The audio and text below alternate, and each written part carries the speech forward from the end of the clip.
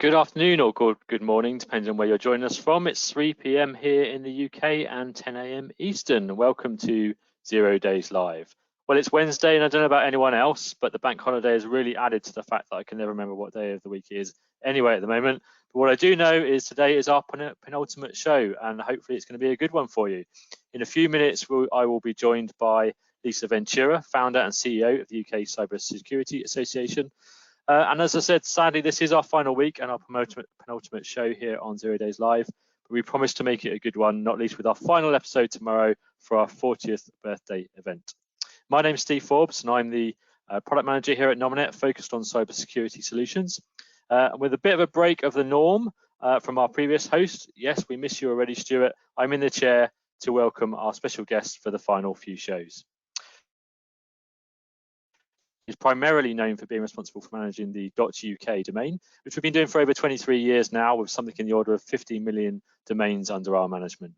And building on this strong heritage of understanding the importance of domain names for network connectivity, we also provide cybersecurity solutions to protect both government and enterprise networks worldwide from cyber attacks, including providing a service to the UK government's National Cybersecurity Centre.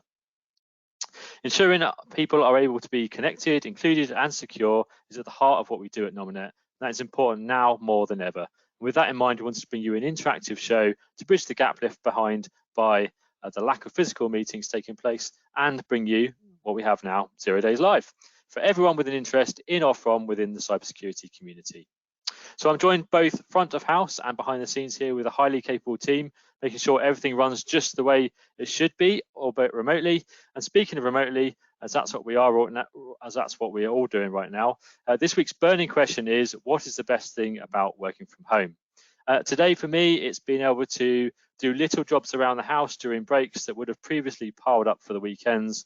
And so in turn, I get to enjoy the weekends a lot more than perhaps I previously did. So Kerry, hello, how are you? Hi Steve, I'm good, how are you? Yes, I'm good, thank you very much. So Kerry, burning question for the day then, or for the week, what is the best thing for you about working from home? So I think it's being close to things in my house. So I've quite enjoyed cleaning my teeth after my amazing lunches that I've been able to make, because I'm close to my fridge. So I'm close to my fridge, I'm close to my sink. And if I want to get changed, I can, because my clothes are here. So yeah, just having lots of things on hand to be able to mix up the day a bit. Brilliant, nice one. Yeah, it's certainly nice if you, the odd occasion where you get to the office and you think, oh, I didn't bring my lunch, or I didn't bring X, Y, or Z, and it's certainly nice to have them all to hand now, isn't it? It makes a big difference. Absolutely. Brilliant, thank you. Staying without you at home tuning in, and we're delighted to welcome regulars and new audience members every day as we build an accessible community to bring people together. We hear from others in the industry and get a roundup of what's going on in the news as well. And of course, we try and interject some good humour along the way. With that in mind, whilst we cover a lot of important subjects, we don't take ourselves too seriously. And as a quick reminder, each of our 30-minute shows is absolutely live. So if something's going to go wrong, it probably will. We have had some technical issues over the last couple of weeks. Fingers crossed they don't happen today, but I'm sure you agree that if anything does happen, it just all adds to the live nature of the show. Now, please do get involved, and if during today's show you want to ask a question or give a comment, or perhaps you want to give us your view of the best thing about working from home, then please do put that in the question box, and Kerry will read those out at the end of the show. Now, before I introduce Lisa, let's have a little look at a video that we'd previously recorded on digital transformation when we spoke to some CISOs.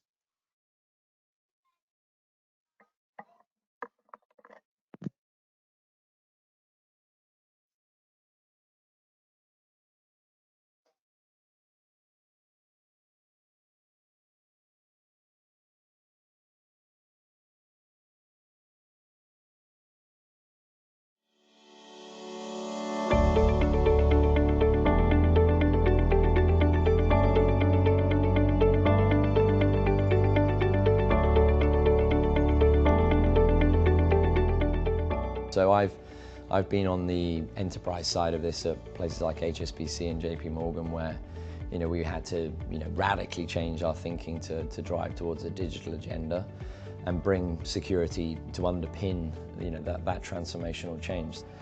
We need to be able to provide applications that are developed at the heart of what we're trying to achieve with our interface with our customers, data managed in the same fashion, and basically building security in as a singular platform across everything on a horizontal basis.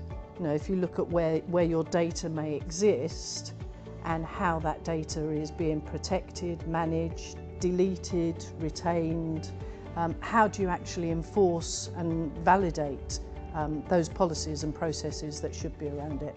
The cybersecurity aspect of any transformation is crucial. You can't go out and build some infrastructure and then try and bolt on some security over the top. It has to be part and parcel. It has to be integrated as part of the build. I think you have to have a completely integrated cybersecurity program. If you don't have buy-in from the board, from product managers, from every engineer working on a project, every business person getting into designing new products or new initiatives, if you aren't brought in right at the beginning and integrating security into everything you do all the way through the life cycle of whatever it is you're trying to do, you're always going to be playing catch up. You're never going to win. You need to make sure cybersecurity is right there at the start of any projects. So anything new that a company's bringing in, if you address cybersecurity at the start, then hopefully you can get security by default, which is the optimum requirement really, and then address some of those legacy systems to see if there's any existing vulnerabilities to try and treat those as well. If we knew what we know now, maybe 10 years ago, maybe even 5 years ago, I think we'd have built technology in a more modular approach. I think what we ended up doing, and we have done for the last 25 years, is build silo technologies, which have now had to have security, woven, almost vertically as opposed to horizontally.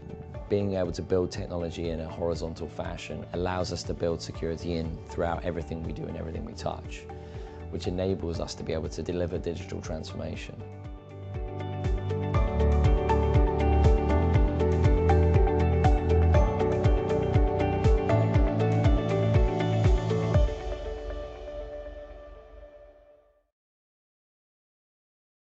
I'm sure you'll agree some important points made there on digital transformation through by the cybersecurity community. Now, as I mentioned a few moments ago, today we're welcoming Lisa Ventura to our virtual studios. So welcome, Lisa. How are you?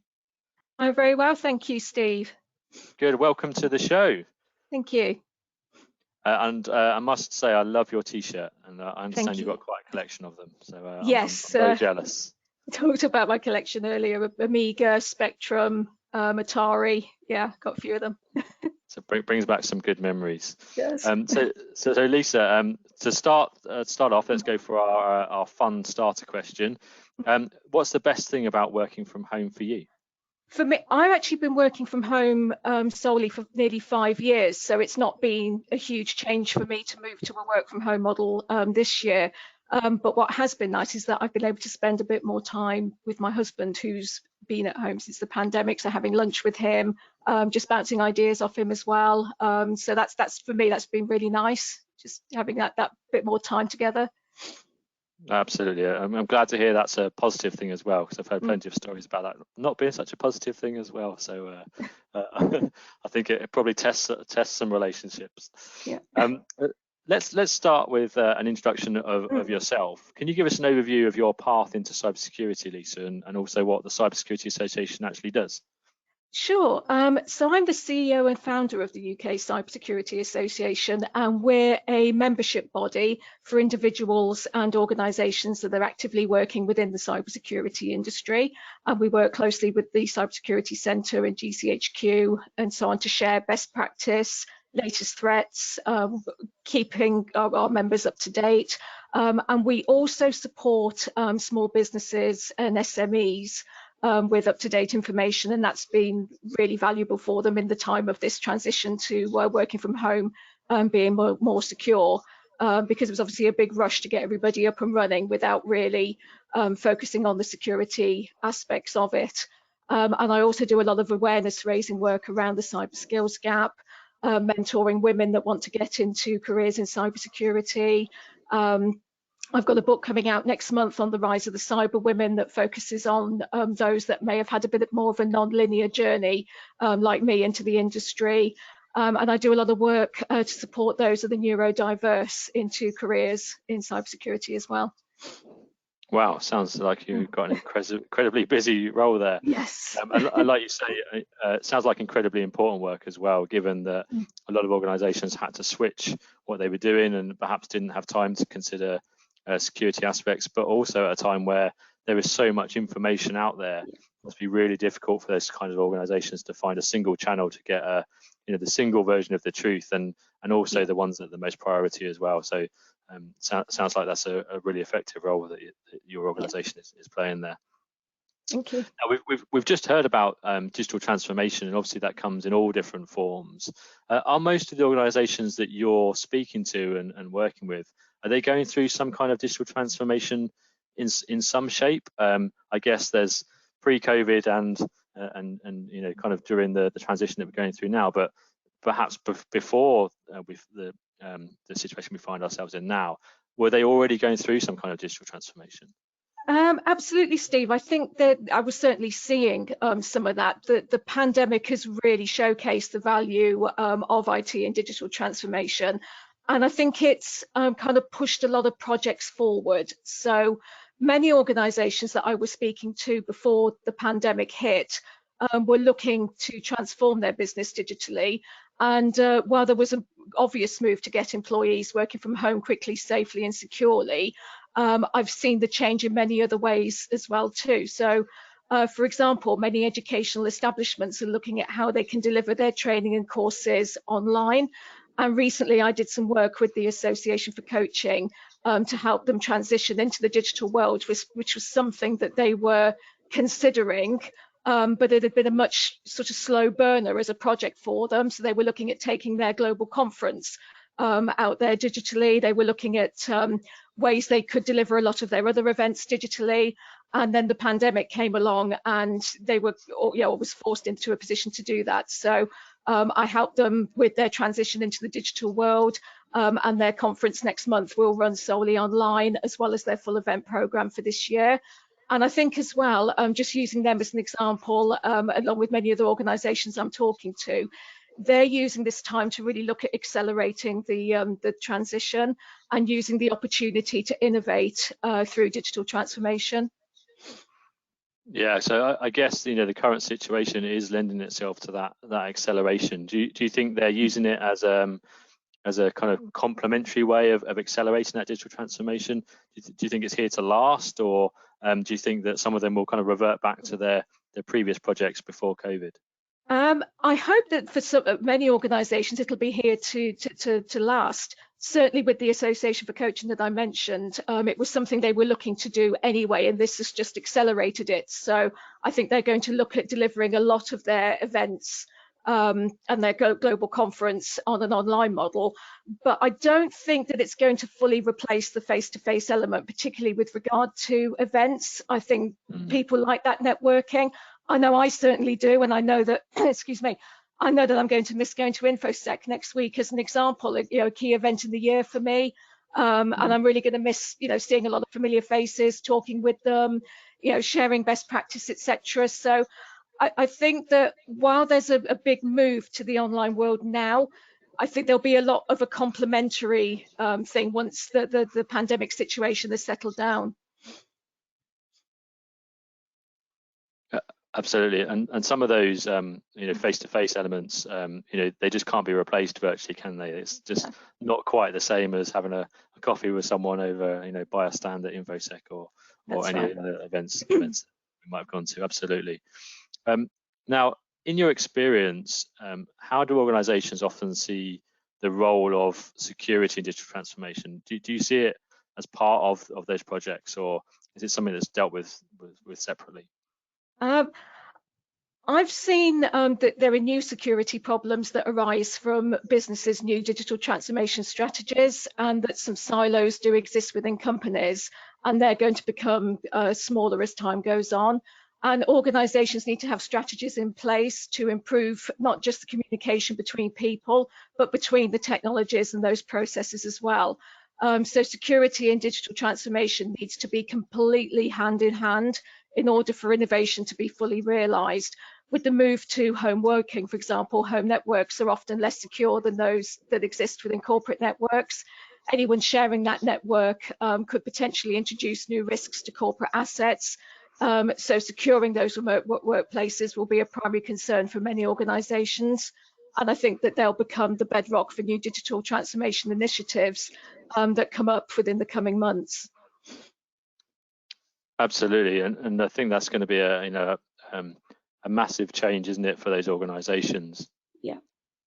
And one of the things we touched on in the video that we saw was around the fact that we need to kind of validate the policies around cybersecurity during the digital transformation project. So it's kind of thought of it as part of the project.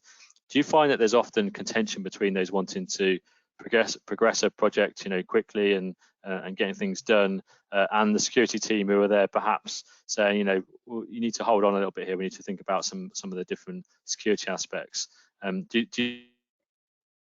you think, if you do, how do you overcome that?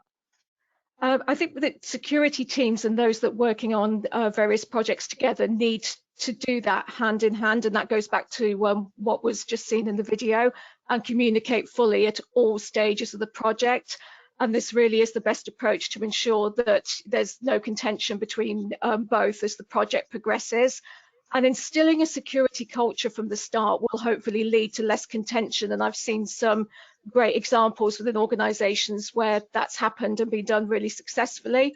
So ensuring that security is everyone's responsibility within the company, and empowering everyone in organisations to be as security aware as possible, that can be really powerful. And some companies where I've seen this done really well and to great success is Pinsent Mason Solicitors and Uber. And also having a secure development lifestyle to instill a sustainable security culture is also really important. So the process and activities that your organisation agrees to perform for each new release, and includes things like your security requirements, threat modelling and testing activities, and also reward and recognise those people that do the right thing for security, will help to build a strong security culture within your organisation. So there's no fear of recrimination if they do report something or they do click on something that they're not supposed to. Really empowering them to share those things when things do go wrong, and sometimes they do. Yeah, I mean, absolutely. We've talked a lot about the need for kind of technology on this show, but that human factor is also can be a major part of your cyber defense, and it's often seen as the biggest weakness, but it could also be the organization's biggest strength, couldn't it, if they're included and that culture is embedded within the whole company. Absolutely. So what about integrating kind of legacy and new infrastructure? Does that pose additional risk, and how do you mitigate against kind of widening your surface area of attack? There's one thing replacing one thing for another, but when you've got a kind of a mixed environment, obviously you've got a much wider surface there. Absolutely, and holding on to legacy infrastructure can create some challenges. These can include things like increasing operational costs and system downtime, security vulnerabilities, system incompatibilities, and an inability to compete in a world of ever-changing and increasing cloud solutions. And also legacy systems that seemed so capable a few years ago are rapidly becoming obsolete. So the systems modernization that you need today is far more than just upgrading, and you need to modernize not just the tools and functions, but the way that you do IT. And some organizations are looking at using a hybrid model to retain some of the best parts of their legacy IT, but having a much more up-to-date infrastructure that is more secure. But some of the most important factors haven't changed, and they must remain focused on competitive edge. Modernization efforts always should create value for the enterprise, and investors and other stakeholders are as demanding as ever. So understanding what to get right and the elements of your IT system, which is necessary to reach your goals, is essential. So some efforts are obviously better than others in that regard. Yeah, absolutely. And you mentioned earlier about having that kind of security product life cycle, and I guess that goes not just in the new things that you're building, but also where you've integrated that with legacy infrastructure as well, making sure you've got a continual program of reviewing patching, updating, but also maybe building on that as well, as and when these things are no longer secure, having a plan to replace them as well. Well, that's been, yeah. Sorry, go on, Lisa. Did you have something else? No, I was going to add about your attack surface, the sum total of resources exposed to exploit within your enterprise, and you can mitigate against widening the surface area of attack by looking at the complexity of your service attack, visualizing your vulnerabilities, controlling your endpoints, segmenting your networks and prioritizing your analytics, and this will all help in mitigating and reducing your attack surface. Great, thanks, Lisa. And I think we might have some questions from the audience. Kerry, have we got any questions? We do, thank you, Steve. But before I go to them, Lisa, if it's all right if I can just ask you a question myself. Yeah. With obviously the world changing and this new normal, what advice would you give to a company now who wants to embark on a digital transformation journey? Ensure that your security is hand in hand with any digital transformation project that you have, and utilize your people. They can, as we said earlier, be your strongest defense, but also your weakest link. So ensure that cybersecurity awareness is part of any digital transformation project that you're undertaking, and really involve every person within your organization to help them feel empowered from a security point of view. Brilliant. Well, that dovetails really nicely, almost like I planned it, into a question from Jill, who's saying, what are the best techniques for staff engagement in a SME when you've got a limited budget? Cyber hygiene is really simple and easy to do, and I've worked on a lot of things such as phishing email simulation exercises, cyber escape rooms training, and so on. And actually, I've got a 10-point plan of cyber hygiene essentials that you can do and deploy as part of the cybersecurity awareness training program, which I'll be happy to share post this show. Brilliant. Then we've just got one from Harrison saying you've touched on the importance of getting buy-in across the business, but have you got any advice on how best to approach the senior leadership team? Getting buy-in from the board for any digital transformation project and security project is absolutely key.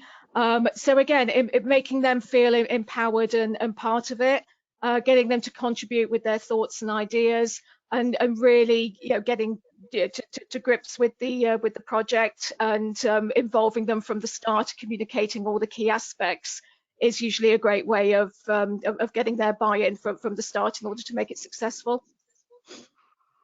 Brilliant. And then just finally, we've got one in from Matt, who's saying, is there ever a time when a digital transformation project shouldn't move forward over security concerns? I think with the pandemic recently, there's been a big rush to get people working from home and getting them set up and so on.